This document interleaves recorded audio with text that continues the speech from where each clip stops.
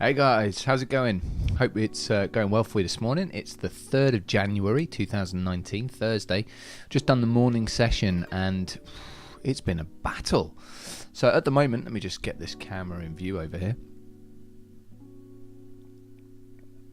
So it's kind of been quite challenging. I've had an attempt on a couple of different strategies. I've got a couple of Forex trades that are out there at the moment. I've got a couple of indice trades from my regular strategy that are out there, and I'm short on the DAX at the moment, which is good. It's kind of saving a little bit of the session. But I have, as you can see on the screen in front of us here, had a couple of trades from the strategy this morning. I took the first two signals from the strategy. They didn't work, so I walked away, and unfortunately that meant that I missed a couple of the other ones that came in. So we're just going to quickly review those, have a look at it, and see how we could have executed them. Alright, so as far as news is concerned, really it's Apple that seems to be dominating the headlines at the moment, with their kind of warning that they're going to be missing their profits for this quarter. So that's kind of made the markets in America have a little think and step back, and as you can see at the moment, we are actually in the deviation warning. We've got some yellow candles here consecutive, which suggests that at the moment intraday we're a little bit stretched, but it's not unusual to see that a momentum continue. So a couple of things that are coming out later on as well. Just check the economic calendar on YouTube. You can see it in the description below. If you're in the room at the moment, then you can you're gonna have to wait for the links because I can't send them through, but you know how to access it on the website, I hope. So just go to the DaxTrader.co.uk. Alright, so I think there's the ADP numbers that are coming out in advance of the NFP, which will be tomorrow. So I'll give it a little check on how things are going to go. Alright, so let's jump straight into this then. So as far as the strategy is concerned for today, let's just skip this back. Whoop, and we'll zoom in on it. Maybe I'm just going to give myself just a little bit more white space to work with. Just easier to use when I lock the screen. Here we go. I'll just zoom in on that. Alright, so keeping things very, very simple. The first trade, here we go. Sorry for the running around on your screen there. First trade would have been this one over here. And I'd have been happy to buy or sell on the market at this stage. And if you consider that there was a gap above us that we could run into, happy for shorts. And you consider that with Apple profit warning, you would be happy to also get short. So fairly neutral, not particularly conservative, happy to do either or. So with this being the first signal, really the optimal entry would have been on this candle here with a stop loss behind this guy up here, but I missed that. I didn't get in until the following candle, which was a similar price, so I was happy to do it, but I used the stop loss of this guy instead rather than this one. So it was a 26-point stop loss rather than a 40 or 39 point stop loss. So that was my first decision, and spike candle pretty much started to tag the shelf, the current shelf. I didn't move my stop loss at all, so it was still where it was. The next one started to continually push higher. The third one pretty much tickled the stop loss, but I think it was here maybe that I actually got stopped out on that candle.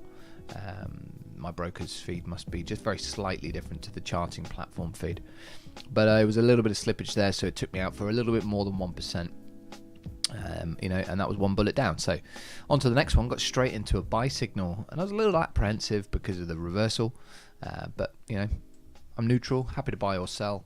I figured that with the gap that was directly above us, there was an opportunity to run into that.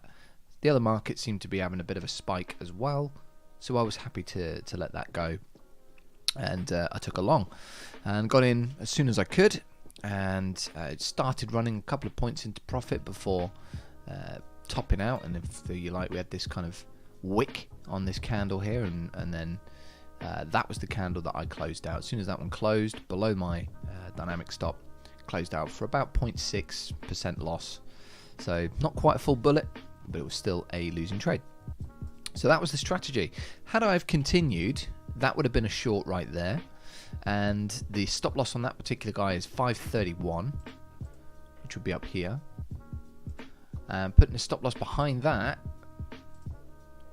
we would have been able to get in wherever we could have done on the close of that candle. Maybe we would have gone a little bit down here because it was starting to move away, and then you look for 4 to 1. It would have been about a 33-point stop loss for a move to the downside. And that one did start to run, so we would have been able to move our stop losses and start trailing it down. Bearing in mind our entry would have been about 500, and our shelf at the moment would be about there.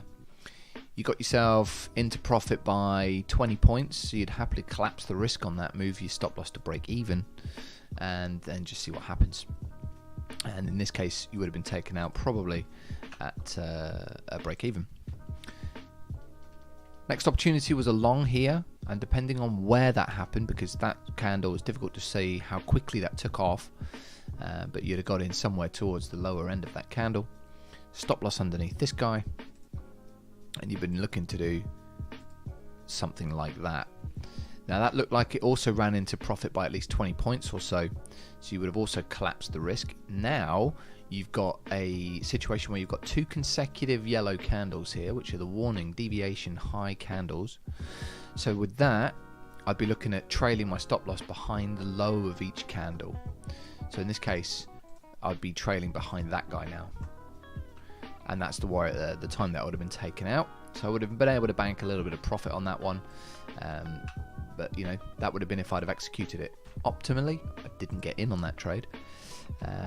And then continuing on from here, there would have been another short signal. I'd have got in on this guy, stop loss up there, and looking to get 4 to 1 on that one, which would be way down there for about 120 points profit. This one didn't actually get into profit straight away, and it just sort of is starting to consolidate a little bit in the lower side underneath VWAP here, but above the deviation low. We are in profit, or you would have been in profit on that particular one there. You're about 14 points. It's not quite enough to collapse the risk completely, but I would be trailing the second shelf back. So this is the first guy here, that would be the second one there, so you just trail it behind it. So you'd be looking at roughly 498 on the stop loss, and your entry would have been around 490, 495, somewhere in that region.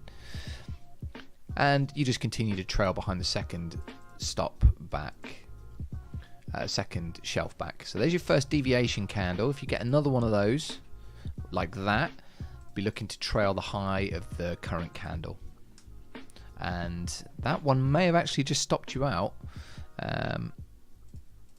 So we'll assume that it did, but if you were less aggressive with your stop loss management and you were still maybe just using the first shelf back rather than the normal second shelf back, perhaps you'd still be in that trade. I probably would have been taken out there because I would have had my stop loss on the high of this candle, and that just spiked it out.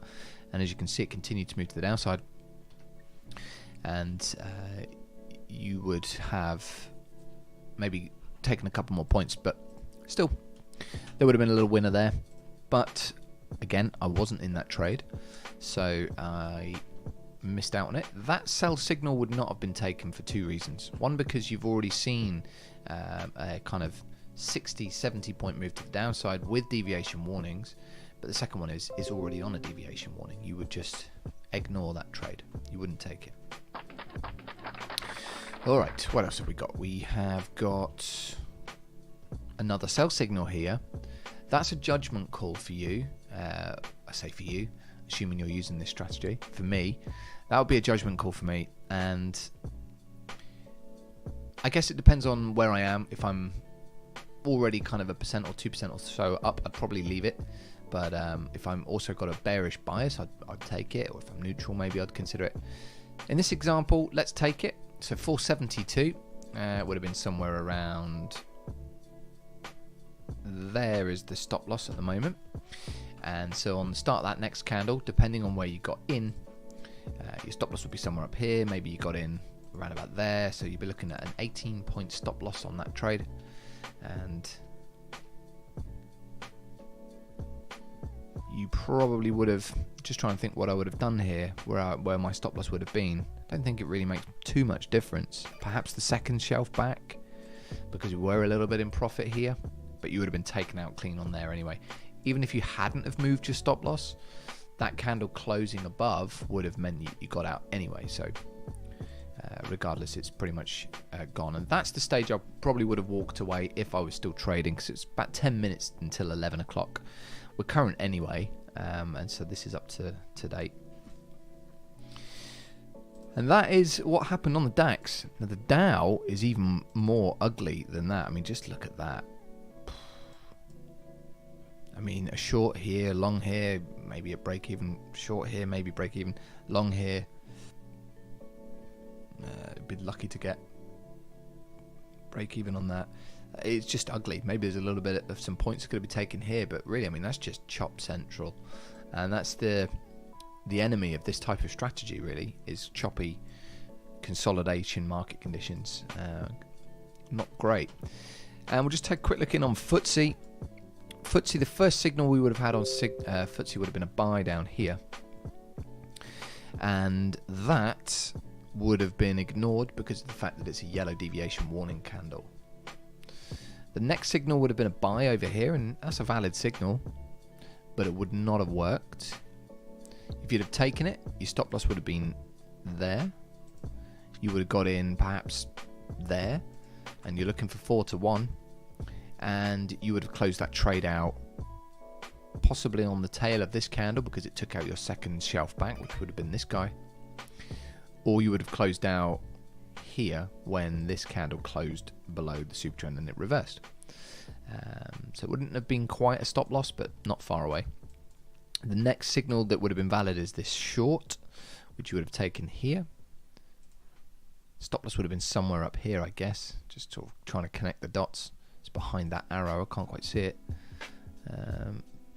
Difficult to know where that would have been, but it would have been in there somewhere. And you would have been looking for 4 to 1, which would have been way down here, about 44 points below where we are from the entry. And this one would have continued to run. You would have trailed it behind the second stop back, so it would have been